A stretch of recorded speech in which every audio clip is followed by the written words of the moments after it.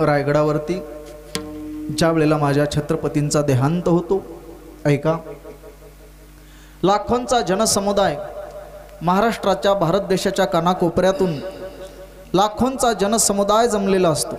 प्रत्येकाच्या डोळ्यातून अश्रूच्या धारा टपटप टपटप वाहत होत्या की माझ्या महाराष्ट्राचा राजा गेला, माझ्या महाराष्ट्राचा जाणता राजा गेला। जाणता राजा कोणालाही म्हणत नसतात, ज्याच्यामध्ये काहीतरी जाणण्याची ताकद आहे, युक्ती आहे, त्याला म्हणतात जाणता राजा। जाणता ही पदवी, हे लेबल कोणाला लागत नसतं। माझ्या महाराष्ट्राचं छत्रपती हरवलं, कोण काय म्हणत होतं आणि धाय मोकलून रडत होते। छत्रपती हे लेबल, ही पदवी कोणालाही लागत नसते। ज्याचं छत्र अख्ख्या जगावर असतं मनोजजी, त्याला म्हणतात छत्रपती। आपल्या पतीचं छत्र घरावर सुद्धा आहे का नाही हे त्या पतीनं तपासून पाहावं, पण छत्रपती हे लेबल कोणालाही लागत नसतं दादा। म्हणून म्हणतात लाख गेले तरी चालतील, परंतु लाखाचा पोशिंदा नाही गेला पाहिजे।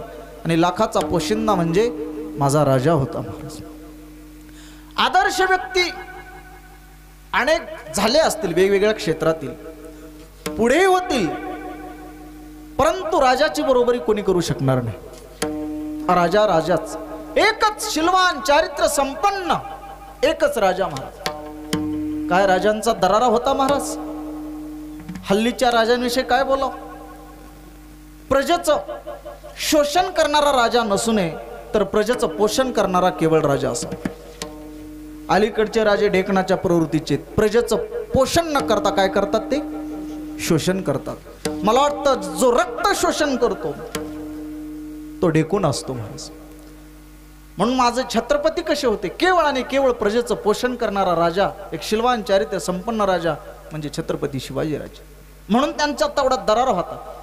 ज्याचं जीवन चारित्र्य संपन्न असतं, ज्याच्या जीवनात साधना असते, त्याचाच प्रभाव जनतेवर पडत असतो, त्याच्याच वाणीचा। नाहीतर कितीही औपचारिकता आणली, नाटापिटा केला, म्हणजे त्याचा जनतेवर कधी प्रभाव पडत नसतो। ज्याची साधना आहे त्याची वाणी ही समाजाच्या हृदयाचा ठाव घेत असते महाराज।